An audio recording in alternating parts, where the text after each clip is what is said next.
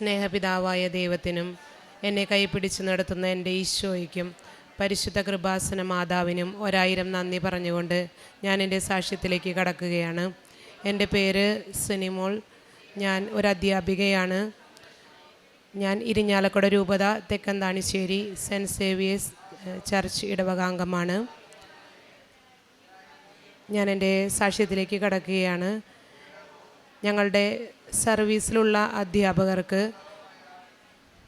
കേട്ടറ്റ് എന്നുള്ള എക്സാം നിർബന്ധമാക്കി ഒരു നിയമം ഈ അടുത്തിടെ ഉണ്ടാവുകയുണ്ടായി.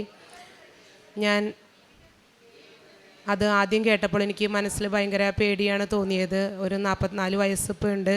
ഇനി വീണ്ടും പഠിച്ചെടുത്ത് എക്സാം എഴുതി പാസ്സാകുക എന്നുള്ളത് എന്നെ സംബന്ധിച്ച് ബുദ്ധിമുട്ടുള്ള കാര്യമായിരുന്നു.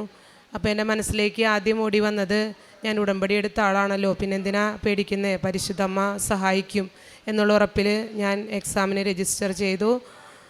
അങ്ങനെ ഫെബ്രുവരി മാസം ഞങ്ങളുടെ എക്സാം ആയിരുന്നു. എക്സാമിന് തൊട്ട് മുന്നത്തെ ആഴ്ച എൻ്റെ ഉടമ്പടി പുതുക്കേണ്ട സമയമായിരുന്നു. ഞാനിവിടെ വന്ന് ഉടമ്പടി പുതുക്കി നിയോഗം വെച്ച് പ്രാർത്ഥിച്ചു. എക്സാമിന് പോയി. എക്സാമിന് ചെന്നന്ന് ഞാൻ അവിടെയുള്ള എല്ലാ അധ്യാപകർക്കും കൃപാസന പത്രം വിതരണം ചെയ്തു. വിശുദ്ധ തൈലം പുരട്ടി ഉപ്പ് വിതറിയാണ് ഞാൻ എക്സാമിനിടുന്നത്. എക്സാം ഹാളിൽ മാതാവിൻ്റെ ഒരു പ്രസൻസ് ഞാൻ ആഗ്രഹിച്ചിരുന്നു. അവിടെ വന്ന ഇൻവിജിലേറ്റർ നീലയും അതുപോലെ തന്നെ ഗ്രേയും കളറ് സാരി ധരിച്ച ഒരു അധ്യാപികയായിരുന്നു. അപ്പോൾ തന്നെ മാതാവ് എൻ്റെ കൂടെയുണ്ടെന്ന് എനിക്ക് ഉറപ്പായി.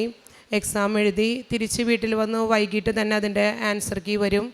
ഞാൻ മാർക്ക് നോക്കിയപ്പോൾ ഞാൻ കേട്ടിട്ട് 1ഉം 2ഉം എഴുതിയിരുന്നു. മാർക്ക് നോക്കിയപ്പോൾ 90, 91 മാർക്ക് കിട്ടി.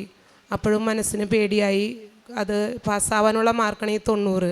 ഇനി അതിൻ്റെ ഫൈനൽ ആൻസറിലേക്ക് വരുമ്പോൾ ഒരു മാർക്ക് കുറയുക കൂടുക അങ്ങനെ പലതും സംഭവിക്കാൻ സാധ്യതയുണ്ട്. അപ്പോൾ ഞാൻ ഞങ്ങളുടെ വിദ്യാലയത്തിൽ ചെന്ന അധ്യാപകരോട് പറഞ്ഞു. അപ്പോൾ അവർ പറഞ്ഞു, ഇനി സർവീസിലുള്ള അധ്യാപകർക്കുള്ള എക്സാം വരാനിരിക്കുന്നേ ഉള്ളൂ, അപ്പോൾ അത് എന്തായാലും അറ്റൻഡ് ചെയ്തോളൂ, ചിലപ്പോൾ തോറ്റുപോയാലോ പിന്നെ വീണ്ടും അധികം സമയം കിട്ടിയെന്ന് വരില്ല എന്ന് പറഞ്ഞു. അപ്പോൾ എൻ്റെ മനസ്സിൽ ഭയങ്കര ഒരു സംഘർഷമായിരുന്നു. ഇനി വീണ്ടും സർവീസിലുള്ള അധ്യാപകർക്കുള്ള എക്സാം എഴുതണോ വേണ്ടയോ എന്നുള്ള ഒരു സംശയമായിരുന്നു. അന്ന് രാത്രി ഞാൻ ഉറങ്ങിയപ്പോൾ മാതാവ് എനിക്ക് സ്വപ്നത്തിൽ ദർശനം നൽകി. എൻ്റെ ഒരു എക്സാമിന് 90 മാർക്കും മറ്റേ അടുത്ത എക്സാമിന് 96 മാർക്കും. അപ്പോൾ ഞാൻ പിറ്റേ ദിവസം അവിടെ സ്കൂളിൽ ചെന്ന് ടീച്ചറോട് പറഞ്ഞു, ഞാൻ സർവീസിലുള്ള അധ്യാപകർക്കുള്ള എക്സാം എഴുതുന്നില്ല, എനിക്ക് എന്തായാലും ഏതെങ്കിലും ഒരെണ്ണത്തിനെങ്കിലും മാതാവ് എന്നെ പാസ്സാക്കും എന്ന് ഞാൻ പൂർണ്ണമായിട്ടും വിശ്വസിക്കുകയാണെന്ന് പറഞ്ഞു. അങ്ങനെ മെയ് 26-ാം തീയതി കേട്ടറ്റ് റിസൾട്ട് വന്നു. എൻ്റെ കേട്ടറ്റ് 2ന് 90 മാർക്കും കേട്ടറ്റ് 1ന് 101 മാർക്കും നൽകി. പരിശുദ്ധ അമ്മ എന്നെ അനുഗ്രഹിച്ചു. പരിശുദ്ധ അമ്മയ്ക്കും എൻ്റെ ഈശോയ്ക്കും ഒരുപാട് നന്ദി പറയുന്നു. എൻ്റെ രണ്ടാമത്തെ സാക്ഷ്യം, ചെറുപ്പം മുതലേ എനിക്ക് ഡെഡ് ബോഡി കാണുമ്പോൾ ഭയങ്കര ഭയമായിരുന്നു. ഞാൻ സാധാരണ മരിച്ച വീടുകളിലൊന്നും പോകാറില്ല. പിന്നെ ഒഴിച്ചുകൂടാൻ പറ്റാത്ത സാഹചര്യങ്ങളിൽ മറ്റുള്ളവരെന്തു പറയുമെന്ന് വിചാരിച്ച് പോകും. ബോഡി നോക്കില്ല. പോയി വന്നാലും എനിക്ക് മരിച്ചു എന്ന് കേൾക്കുമ്പോൾ തന്നെ പോകണമല്ലോ എന്നുള്ള ടെൻഷൻ. പോയി വന്നു കഴിഞ്ഞാൽ ഉറങ്ങാനും ഭയങ്കര പേടിയായിരുന്നു. അത് ഇത്ര വലുതായിട്ടും ആ പേടി എൻ്റെ മനസ്സിൽ നിന്ന് പോകുന്നുണ്ടായിരുന്നില്ല. അപ്പോൾ ഞാൻ ആദ്യ ഉടമ്പടി എടുത്തപ്പോൾ തന്നെ ഞാനത് നിയോഗം വെച്ചിട്ടുണ്ടായിരുന്നു. പിന്നെ എനിക്ക് ഇപ്പോൾ മരിച്ചോടത്ത് പോകാനും, ഞാൻ പോകുമ്പോൾ ആരെങ്കിലും മരിച്ചു എന്ന് പറഞ്ഞാൽ പോകേണ്ട ആവശ്യമാണെങ്കിൽ അപ്പോൾ ഞാൻ മാതാവിനോട് പറയും, എൻ്റെ കൂടെ വരണേ മാതാവേന്ന്. മാതാവ് എൻ്റെ കൂടെ വരാറുണ്ട്. ബോഡി കാണാനും കുഴപ്പമില്ല, തിരിച്ചു വന്നാലും ഉറങ്ങാനോ ഒരു ബുദ്ധിമുട്ടുമില്ല. എൻ്റെ ആ പേടി പരിശുദ്ധമ്മ ഈശോയോട് പറഞ്ഞ് മാറ്റി തന്നു. പരിശുദ്ധമ്മയ്ക്ക് അതിനും ഒരുപാട് നന്ദി പറയുകയാണ്. ഇങ്ങനെ ചെറുതും വലുതുമായിട്ടുള്ള ധാരാളം അനുഗ്രഹങ്ങൾ പരിശുദ്ധ അമ്മ വഴിയായിട്ട് എനിക്കും എൻ്റെ കുടുംബത്തിനും നൽകിയിട്ടുണ്ട്. എൻ്റെ മകൾക്കും ഇതുപോലെ തന്നെ 6ാമത്തെ പ്രാവശ്യം കേട്ടിട്ട് ലഭിച്ച അവൾ ഇവിടെ വന്ന് സാക്ഷ്യം പറഞ്ഞിട്ടുള്ളതാണ്.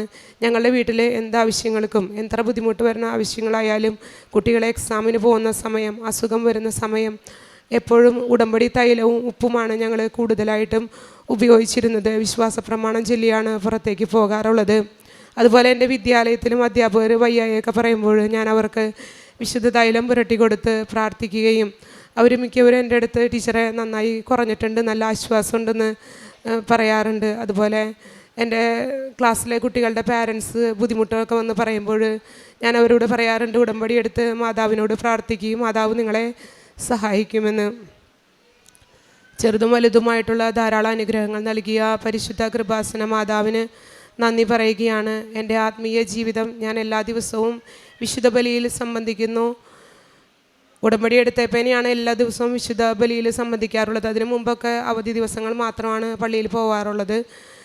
ഇപ്പോൾ ഒരു ദിവസം പോലും വിശുദ്ധ ബലി മുടങ്ങാനായിട്ട് എനിക്ക് സാധിക്കാറില്ല. എങ്ങനെയെങ്കിലും കാലത്തോ വൈകിട്ട് എപ്പോഴെങ്കിലും പോയി ഞാൻ കുർബാനയ്ക്ക് പങ്കെടുക്കാറുണ്ട്. അതുപോലെ തന്നെ അരമണിക്കൂർ ബൈബിൾ വായിക്കാറുണ്ട്. ചില ദിവസങ്ങളിൽ അരമണിക്കൂർ വായിക്കാൻ പറ്റിയില്ലെങ്കിൽ അടുത്ത ദിവസം അതും കൂടി കൂട്ടിച്ചേർത്ത് വായിക്കും. അച്ഛൻ്റെ ഉടമ്പടി ധ്യാനം എല്ലാ ചൊവ്വാഴ്ചകളിലും അന്ന് തന്നെ കംപ്ലീറ്റ് കാണാൻ പറ്റിയില്ലെങ്കിലും ആഴ്ച തന്നെ ഉടമ്പടി ധ്യാനം പൂർണ്ണമായിട്ടും കാണാറുണ്ട്. ഉടമ്പടി ധ്യാനത്തിൽ നിന്ന് എൻ്റെ മനസ്സിലുള്ള സംശയങ്ങൾക്കും എൻ്റെ ആഗ്രഹങ്ങൾക്കൊക്കെയുള്ള ഉത്തരം അച്ഛനിലൂടെ ലഭിക്കാറുണ്ട്. പിന്നെ എൻ്റെ പ്രേക്ഷിത പ്രവർത്തനം കൃപാസന പത്രം കിട്ടി 2 ദിവസത്തിനുള്ളിൽ തന്നെ അത് ഞങ്ങളുടെ ഇടവകയിലെ വീടുകളിൽ കയറിയിറങ്ങി കൊടുക്കാറുണ്ട്. കിട്ടിയവർക്ക് വീണ്ടും കൊടുക്കാറില്ല, വായിക്കുമെന്ന് ഉറപ്പ് വരുത്തിയിട്ടാണ് കൊടുക്കാറ്. ക്രൈസ്തവരുടെ വീടുകളിലും കൊടുക്കാറുണ്ട്. സാക്ഷ്യങ്ങൾ കേൾക്കലാണ് എൻ്റെ മെയിനായിട്ടുള്ള ഇഷ്ടപ്പെട്ട കാര്യം. എപ്പോഴും വീട്ടിലെ എല്ലാ പണികളെടുക്കുന്ന സമയത്തും ഫുൾ ടൈം സാക്ഷ്യം കേട്ടുകൊണ്ടായിരിക്കും. അതിൽ ബുദ്ധിമുട്ട് പറയുന്നവർക്ക് ഏറ്റവും ചേർന്ന സാക്ഷി ഏതാണോ അത് ഞാൻ അവർക്ക് അയച്ചു കൊടുക്കാറുണ്ട്. പിന്നെ കാരുണ്യ പ്രവർത്തികളായിട്ട് ഞങ്ങളുടെ അടുത്ത് കരുണാഭവൻ പ്രായമായ അമ്മമാരെ നോക്കുന്ന സ്ഥലമുണ്ട്. അവിടെ ഞാനും മകളും കൂടി മാസത്തിൽ 2-3 പ്രാവശ്യമെങ്കിലും അവിടെ പോവുകയും അവരുടെ റൂം ക്ലീൻ ചെയ്യാനും അതുപോലെ അവിടെ അവർക്ക് ആവശ്യമുള്ള സാധനങ്ങൾ അവിടെ സിസ്റ്റർ പറയുന്നതനുസരിച്ച് അവർക്ക് വാങ്ങിച്ചു കൊടുക്കാറുണ്ട്. അതുപോലെ തന്നെ ഒരു ഡയാലിസിസ് പേഷ്യൻറ്റിനും അതുപോലെ തന്നെ ക്യാൻസർ രോഗിയായിട്ടുള്ള ഒരു കുട്ടിക്കും എല്ലാ മാസവും എൻ്റെ ശമ്പളത്തിൻ്റെ ഒരു ചെറിയ വിഹിതം അവർക്ക് അയച്ചു കൊടുക്കാറുണ്ട്. ഇത്രയും അനുഗ്രഹങ്ങൾ നൽകിയ പരിശുദ്ധ കൃപാസന മാതാവിന് ഒരുപാട് നന്ദി പറഞ്ഞുകൊണ്ട് നിർത്തുന്നു. വിശുദ്ധ പൗലോസ്ലീഹ കൊറിന്തോസ്കാർക്ക് എഴുതിയ 2-ാം ലേഖനം 6-ാം അധ്യായം 2-ാം തിരുവചനം. അവിടുന്ന് അരുളി ചെയ്യുന്നു, സ്വീകാര്യമായ സമയത്ത് ഞാൻ നിൻ്റെ പ്രാർത്ഥന കേട്ടു, രക്ഷയുടെ ദിവസത്തിൽ ഞാൻ നിന്നെ സഹായിക്കുകയും ചെയ്തു. ഇതാ ഇപ്പോൾ സ്വീകാര്യമായ സമയം, ഇതാ ഇപ്പോൾ രക്ഷയുടെ ദിവസം. പഴയ നിയമം അനുസരിച്ച് രക്ഷ വളരെ വൈകിയാണ് എല്ലാ മക്കൾക്കും ലഭിച്ചിരുന്നത്, ദൈവജനത്തിന്. പക്ഷെ പുതിയ നിയമത്തിലേക്ക് വരുമ്പോൾ ഈശോ രക്ഷയുടെ ദിവസം ഇന്നാണെന്നാണ് നമ്മെ അറിയിക്കുന്നത്. ഉദാഹരണമായി പറഞ്ഞാൽ സക്കേവൂസിനോടും കുരിശിൻ്റെ വലത് സൈഡിലുണ്ടായിരുന്ന കള്ളനോടെല്ലാം ഇന്ന് നീ എന്നോട് കൂടെ പർദീസയിലായിരിക്കും, ഇന്ന് ഈ ഭവനത്തിന് രക്ഷ കൈവന്നിരിക്കുന്നു എന്നൊക്കെയാണ് ഈശോ നമ്മോട് വാഗ്ദാനം ചെയ്യുന്നത്. ഈശോ മിശിഹായുടെ വാഗ്ദാനങ്ങൾക്ക് യോഗ്യരാകുവാൻ പരിശുദ്ധ ദൈവമാതാവ് നമുക്ക് വേണ്ടി മധ്യസ്ഥം ഉപേക്ഷിക്കുന്ന ഒരു വലിയ പ്രാർത്ഥനാ പദ്ധതിയിലേക്കാണ് നമ്മളെല്ലാവരും കടന്നു വന്നിരിക്കുന്നത്. സിനിമോൾ എന്ന ഈ അധ്യാപിക ഉടമ്പടിയിൽ നിയോഗം വെച്ച് പ്രാർത്ഥിച്ചത് തൻ്റെ ഓവറേജ് ആയിരിക്കുന്ന ഈ അവസ്ഥയിൽ കേറ്റിട്ട് പരീക്ഷയിൽ പാസ്സാകുക എന്നുള്ളൊരു വലിയ നിയോഗമായിരുന്നു. ആ മകളുടെ നിയോഗം വച്ചിട്ടതുപോലെ ഈശോ സ്വീകരിക്കുകയും പരിശുദ്ധ അമ്മയുടെ മാധ്യസ്ഥം ഈശോ ഏറ്റെടുക്കുകയും ചെയ്ത് not by merit but by grace എന്ന അടിസ്ഥാനത്തിൽ ഈ മകളെ പാസ്സാക്കുകയും വളരെ സന്തോഷത്തോടുകൂടിയ ആ സ്കൂളിൽ തന്നെ വീണ്ടും തുടർന്ന് ജോലി ചെയ്യാനുള്ള സാധ്യതകൾ ഒരുക്കുകയും ചെയ്യുന്നതിൻ്റെ സാക്ഷ്യമാണ്. അതുപോലെ തന്നെ ഈ സാക്ഷ്യത്തിൽ പരിശുദ്ധ അമ്മ ഇടപെട്ടു എന്ന് നമുക്ക് ശക്തമായി മനസ്സിലാക്കാൻ സാധിക്കുന്നത് സ്വപ്നത്തിലൂടെ തനിക്ക് ലഭിക്കാനിരുന്ന ആ സ്കോർ കൃത്യമായി അമ്മ തന്നെ കാണിച്ചു കൊടുത്തു എന്നുള്ളതാണ് ഇതിൻ്റെ സാക്ഷ്യത്തിൻ്റെ ഏറ്റവും വലിയ മനോഹാരിത. ഈശോ പറയുന്നത് തന്നെ, ഈശോ തന്നെ ഒരു നല്ല ടീച്ചറാണ്. The best teacher I have seen the world have seen എന്ന് നമുക്കറിയാവുന്നതുപോലെ ഈശോ പഠിപ്പിക്കുന്ന പല കാര്യങ്ങളിലും വളരെ സബ്ലൈം ഡോക്ട്രിൻസാണ് ഈശോ പഠിപ്പിക്കുന്നത്. അതുപോലെ പഠിപ്പിക്കാനുള്ള കൃപയാണ് നമുക്ക് എപ്പോഴും ഒരു ടീച്ചറായിരിക്കുമ്പോൾ ഉണ്ടാകേണ്ടത്. നാം കണ്ടുമുട്ടുന്ന കുട്ടികളിൽ ഓരോ വർഷവും നാം ഒരു ക്ലാസ് ടീച്ചറായിരിക്കുമ്പോൾ, ഒരു സബ്ജക്റ്റ് ടീച്ചറായിരിക്കുമ്പോൾ നമ്മുടെ കയ്യിലൂടെ കടന്നു പോകുന്ന കുട്ടികളും അവരുടെ മാതാപിതാക്കളും കുടുംബവും അവർക്കെല്ലാം വേണ്ടി അവരുടെ ആവശ്യങ്ങളിൽ സമർപ്പിച്ച് പ്രാർത്ഥിക്കാനുള്ള വലിയ കൃപ ഇന്ന് സിനിമോൾക്ക് ലഭിച്ചിരിക്കുകയാണ്. ഒരു ഉടമ്പടിയെടുത്ത വ്യക്തി ഒരു ടീച്ചറാകുമ്പോഴുണ്ടാകുന്ന വലിയ വ്യത്യാസം, ഒരു നാടിനെ തന്നെ വാർത്തെടുക്കാൻ, ഒരു രാഷ്ട്രത്തെ വാർത്തെടുക്കാനുള്ള ഒരു ടീച്ചറിൻ്റെ ഉത്തരവാദിത്വത്തെ ഓർത്തുകൊണ്ടാണ് ഇന്ന് സിനിമകൾ ഇവിടെ സാക്ഷ്യം പറയുന്നത്. അതുപോലെ തന്നെ ഒരു വലിയ ഒരു ഫോബിയായിരുന്നു ഡെഡ് ബോഡി കാണുമ്പോഴുള്ള ശവമഞ്ചത്തിൽ ഒരു ഡെഡ് ബോഡി കിടക്കുമ്പോഴുണ്ടായിരുന്ന ഒരവസ്ഥ.